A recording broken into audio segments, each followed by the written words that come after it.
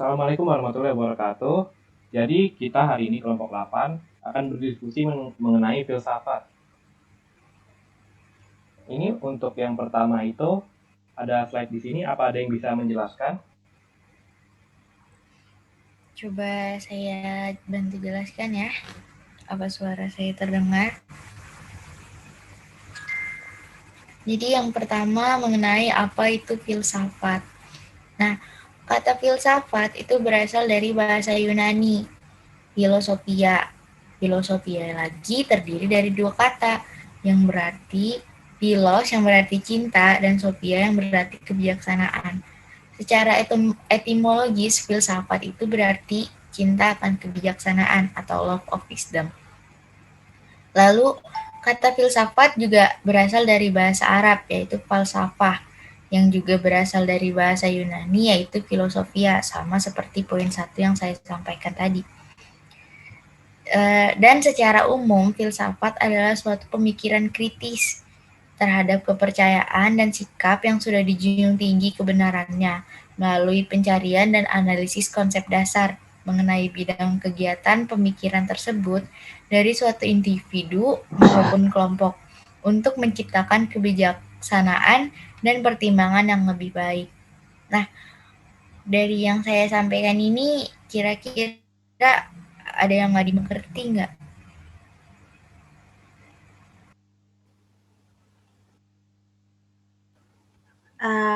Udah dimengerti sih, cuma aku mau nanya tentang, kan ini bahas tentang filsafat nih.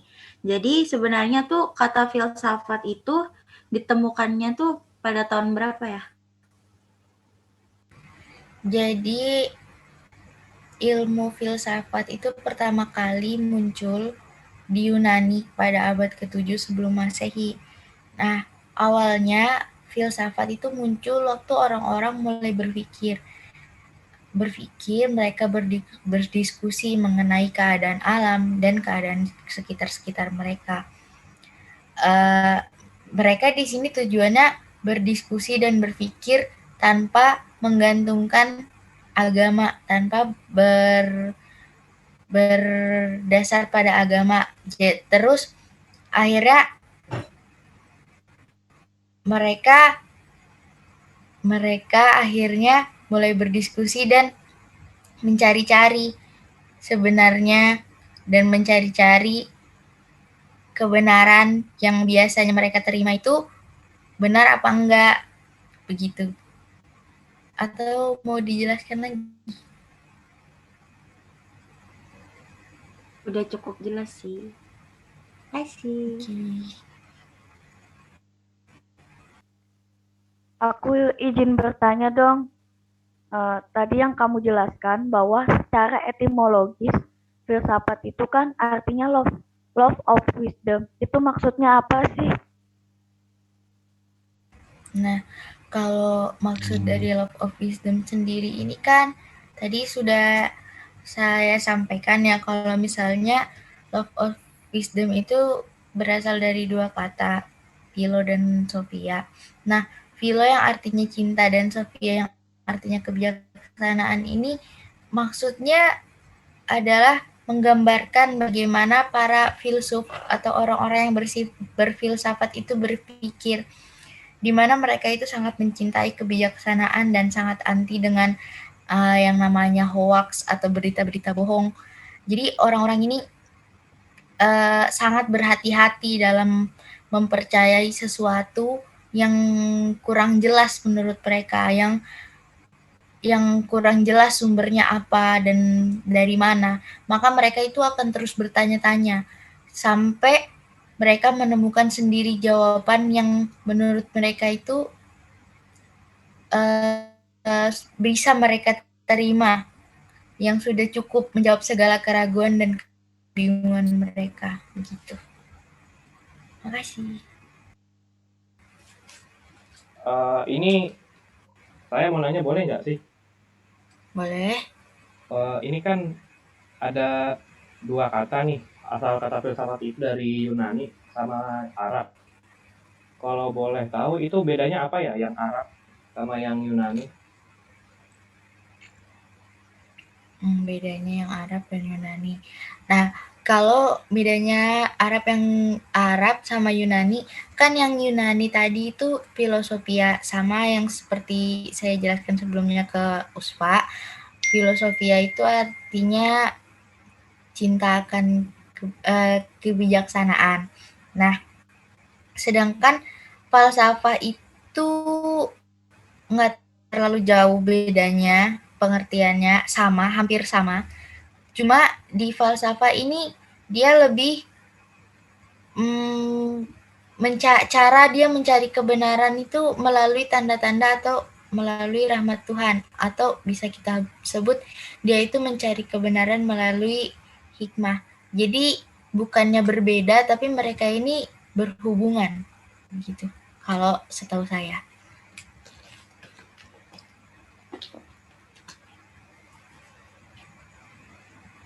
Oke, terima kasih atas jawabannya. Mungkin apa ada lagi yang ingin bertanya setelah ini? Oke, kalau tidak ada bisa kita lanjut ke materi selanjutnya.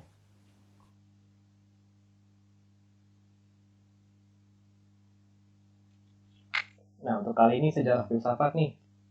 Mungkin teman-teman ada yang bisa menerangkan, bisa dipersilakan. Iya, jadi saya mau bantu ngejelasin tentang slide yang ini. Suara saya kedengaran jelas nggak? Oke, jadi di sini ada sejarah filsafat.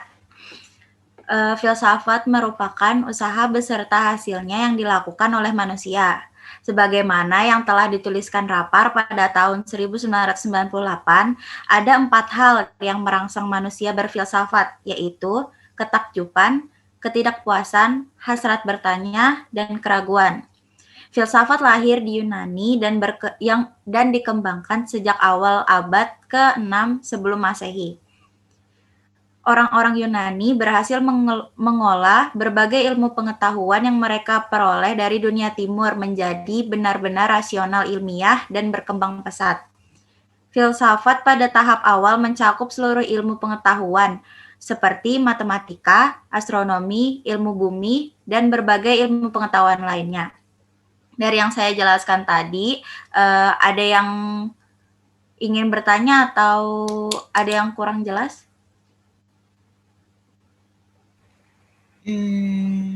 Saya boleh nanya nggak?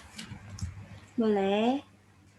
Tadi kan itu ada disebutkan sebagaimana dengan dituliskan oleh Rapar pada tahun 1998.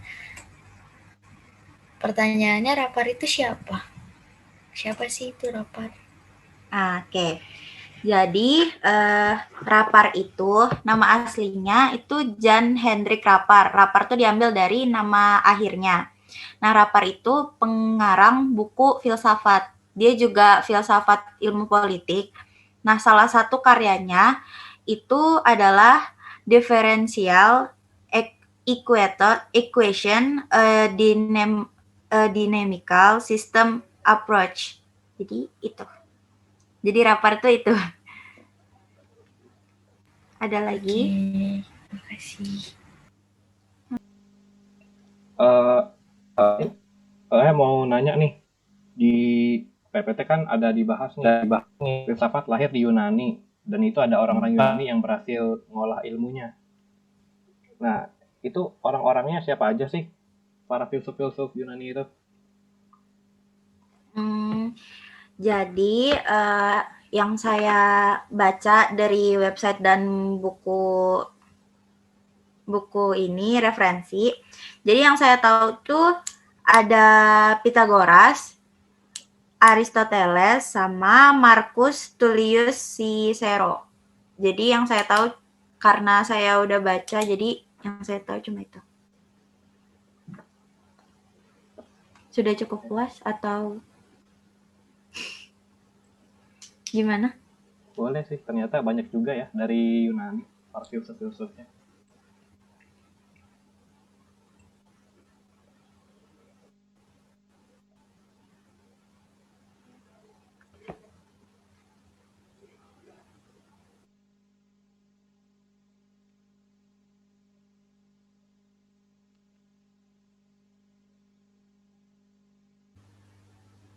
Jadi apakah ada yang ingin bertanya lagi?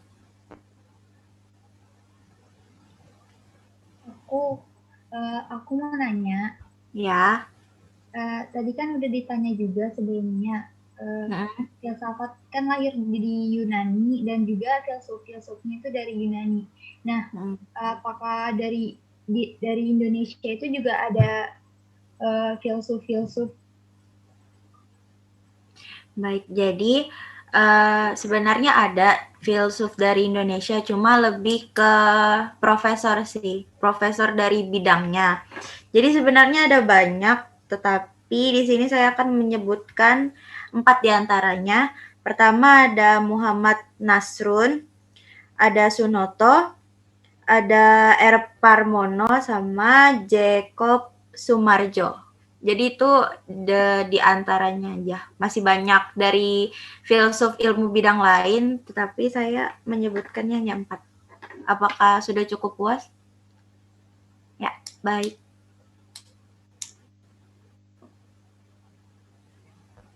Jadi itu saja yang saya jelaskan dari slide ini. Selanjutnya akan dilanjutkan. Makasih.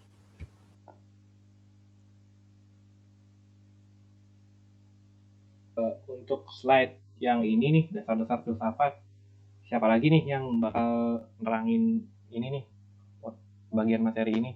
Ada nggak? Baik, saya akan menjelaskan sedikit. Apakah suara saya terdengar?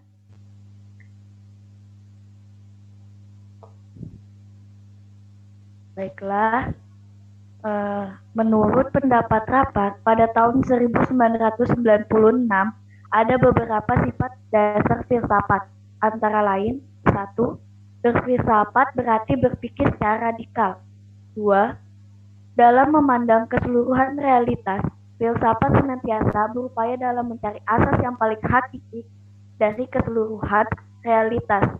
Yang ketiga, filsuf adalah pemburu kebenaran. Kebenaran yang diburunya adalah kebenaran yang hakiki tentang seluruh realitas dan setiap hal yang dapat dipersoalkan.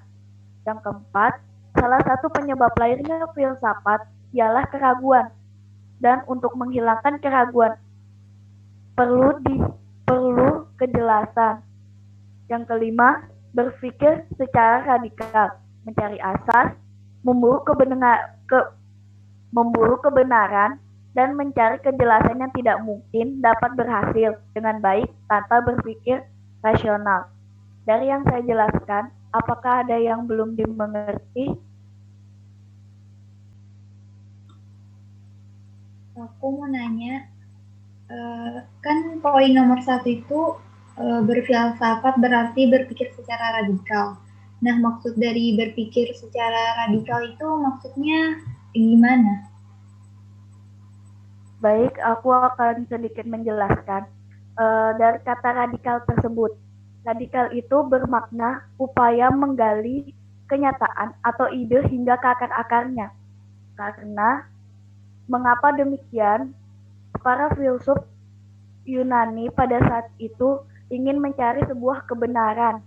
Kebenaran yang dicari itu bersifat radikal karena para filsuf itu ingin mencari kebenaran yang benar-benar nyata dan juga dapat dipertanggungjawabkan, sehingga ilmu filsafat itu merupakan ilmu yang disebut juga induknya dari semua ilmu pengetahuan, karena dia itu mencari kenyataan atau kebenarannya tuh hingga ke akar-akarnya. Berarti dia tuh termasuk inti dari semua ilmu pengetahuan. Sekian yang itu bisa aku jelaskan sih. Selanjutnya ada yang ingin bertanya lagi?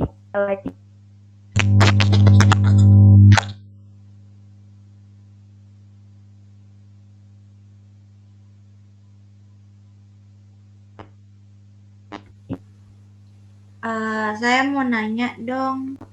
Jadi, Jadi kan di situ ada tulisan di burunya kebenaran hakiki tentang seluruh realitas. Nah, yang kebenaran hakiki yang dicari ini apa ya? Maksudnya gimana? Baik, aku bakal jelaskan sedikit. Dari kata hakiki itu artinya sebenarnya. Jadi, ilmu filsafat ini dan para filsufnya itu ingin memburu kebenaran yang sebenarnya dari seluruh realitas. Misalnya kayak banyaknya filsuf yang ada itu kan semakin banyak keberagaman adanya realitas. Nah, filsuf-filsuf yang lain itu bakal memburu kebenaran. Kebenaran itu yang sebenarnya, jelas, dan dapat dipertanggungjawabkan. Tetapi, kebenaran yang hakiki ini itu bisa terus berkembang. Karena filsuf itu nggak cuma pada masa dahulu, pada Yunani itu, tapi berkembang hingga sekarang. Sehingga ilmunya itu tidak mutlak. Maka dari itu, para filsuf itu disebut pemburu kebenaran dari seluruh realitas yang ada dan dipersoalkan. Sekian. Ada lagi yang ingin dipertanyakan? Cek. Ada masuk tidak suara saya? Masuk. Oke. Soalnya jaringan saya kayaknya bermasalah. Oke, jadi saya lihat poin nomor 5 nih. Di situ kan ada kalimat tidak mungkin dapat berhasil dengan baik tanpa berpikir secara rasional. Nah, rasional yang dimaksud di sini itu rasional yang bagaimana sih? Itu tanya saya. Baiklah, saya akan menjawabnya. Dari buku yang saya dapat, dari kata rasional tersebut. Rasional adalah pemikiran yang harus diuraikan dalam bentuk yang logis dari suatu bentuk kebenaran dan mempunyai kaidah-kaidah berpikir atau bisa kita sebut dengan logika. Dari poin 1 sampai poin 4 itu tidak akan jelas kebenarannya dan tidak berhasil jika tidak ada poin kelima, yaitu rasional. Nah, para filsafat itu harus memiliki 4 poin tersebut, dan juga kata rasional itu juga berhubungan dengan sistematis dan juga berpikir kritis. Nah, kenapa demikian? Karena sistematis itu akan berkaitan dengan logika, sedangkan kritis itu akan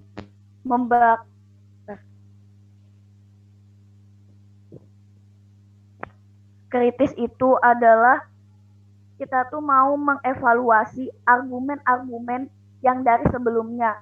Dari yang saya bilang di poin 3 bahwa para filsuf itu mempunyai argumen yang berbeda-beda. Dan dia itu akan menjelaskan sejelas-jelasnya di poin kelima, yaitu berpikir rasional. Jadi rasional itu benar-benar berpikir secara logika, sistematis, dan berpikir kritis, sehingga hasil dari filsuf itu dapat secara jelas dapat dipertanggungjawabkan,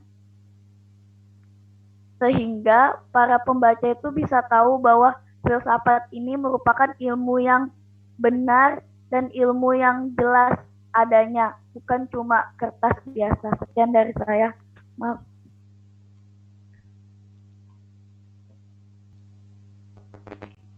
Nah, ini untuk ruang lingkup dan objek filsafat nih. Siapa lagi yuk yang mau jelasin?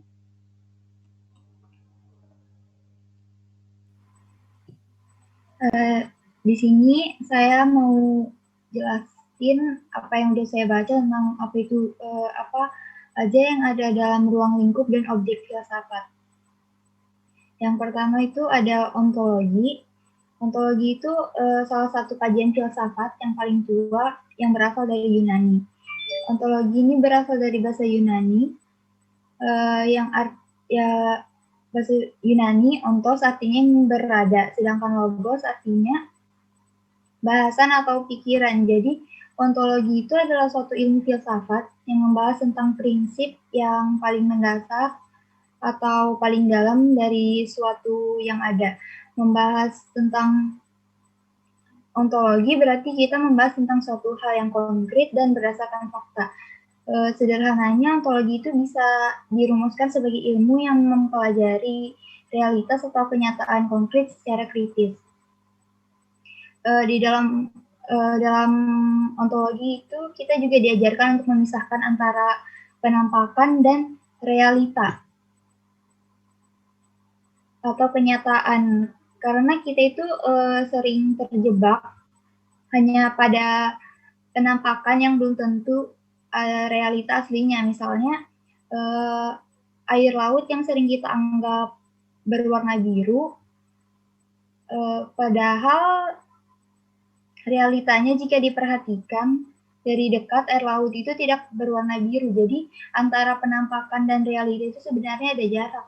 Dengan kajian ontologi ini membuat kita sadar atau lebih peka dalam mengamati bagaimana penampakannya dan membedakan dengan realita yang sesungguhnya. Dalam cabang ontologi ini ada tokoh Yunani yang memiliki pandangan yang bersifat ontologis, seperti dikenal Thales, Plato, dan Aristoteles. Terus yang kedua itu epistemologi. Epistemologi itu juga berasal dari bahasa Yunani yang merupakan gabungan dari kata episteme yang berarti pengetahuan dan logos berarti bahasan atau pikiran. Jadi epistemologi itu adalah ilmu filsafat yang membahas tentang pengetahuan. Epistemologi itu merupakan bagian dari filsafat yang membicarakan tentang terjadinya pengetahuan, sumber pengetahuan asal mulanya, bagaimana pengetahuan, batas-batas, sifat-sifat, dan kebenaran tentang pengetahuan. Objek material epistemologi itu adalah pengetahuan, sedangkan objek formalnya itu adalah hakikat pengetahuan.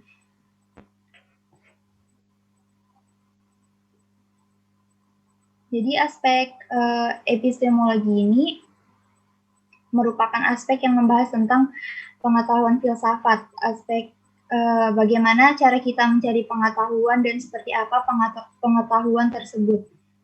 Terus yang ketiga itu ada aksiologi.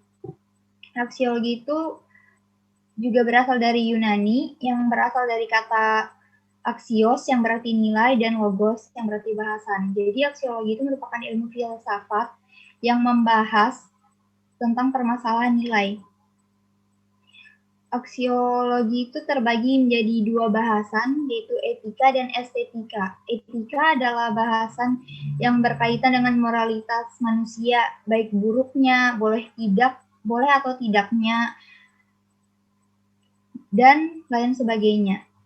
Kemudian estetika itu berkaitan dengan keindahan. Jadi artinya pada tahap-tahap tertentu kadang ilmu harus disesuaikan dengan nilai-nilai budaya dan moral suatu masyarakat sehingga nilai kegunaan ilmu tersebut dapat dirasakan oleh masyarakat dalam usahanya meningkatkan kesejahteraan bersama, bukan sebaliknya malah menimbulkan bencana.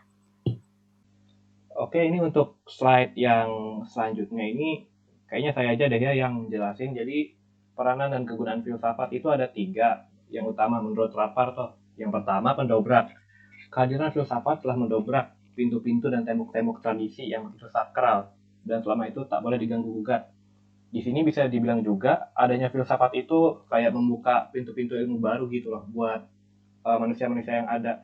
Jadi mengalahkan tradisi-tradisi lama untuk menemukan kebenaran gitu filsafat. Kemudian yang kedua nih ada pembebas. Filsafat membebaskan manusia dari ketidaktahuannya dan kebodohannya, dari belenggu dan cara berpikir yang mistis dan mitis. Kalau buat yang poin ini kayaknya udah jelas deh ya, dari kata ketidaktahuan dan kebodohannya. Bisa dibilang filsafat ini mendorong manusia untuk lebih berevolusi dan lebih membuat mereka berpikir kritis atas keadaan yang terjadi di sekeliling mereka. Kemudian nih untuk poin yang terakhir buat peranan dan kegunaan filsafat itu sebagai pembimbing. Filsafat membebaskan manusia dari cara berpikir yang mistis dan mitis dengan membimbing manusia untuk berpikir secara rasional. Mungkin poin yang ini sudah dijelaskan di slide sebelumnya nih, terutama di bagian berpikir secara rasional, yaitu membuat kita untuk berpikir, untuk melihat keadaan itu secara realistis gitu, dan tidak terkesan mengada-ngada. Apa ada yang ditanya atau mungkin sudah cukup jelas mungkin penjelasan yang saya jelaskan? Jadi izinkan saya untuk ngambil kesimpulan buat diskusi kita hari ini. Jadi berdasarkan poin-poin yang udah dijelasin tadi sama teman-teman, saya bisa ambil kesimpulan itu ada beberapa poin. Yang pertama, filsafat itu studi yang ngebahas fenomena kehidupan, pemikiran manusia melalui cara yang kritis dan skeptis, lalu dijabarkan secara teoritis dan dasar. Terus untuk beberapa objek kajian dalam filsafat itu ada 3, yaitu epistemologi, ontologi, dan aksiologi, dan masing-masing itu kalau di detail sumpah itu keren banget. Dan yang terakhir ini ada 3 peranan utama filsafat, yaitu yang seperti yang saya jelaskan tadi, untuk pendobrak, pembebasan, dan pembimbing. Salah, taruh aku ulang nanti bukan. Adapun 3 peranan utama filsafat nih, yaitu pendorong, pembebas, dan pembimbing. Jadi secara garis besar bisa saya simpulkan, filsafat ini itu ilmu yang penting, dan terutama untuk dipelajari kayak mahasiswa kayak kita gini, supaya bisa memacu kita untuk berpikir kritis. Oke, mungkin sekian hasil dari diskusi kita hari ini. Untuk kurang lebihnya kami mohon maaf. Semoga apa yang kami diskusikan bisa bermanfaat untuk teman-teman semua. Wabillahi taufiq wal hidayah. Terima kasih semuanya. Bye-bye.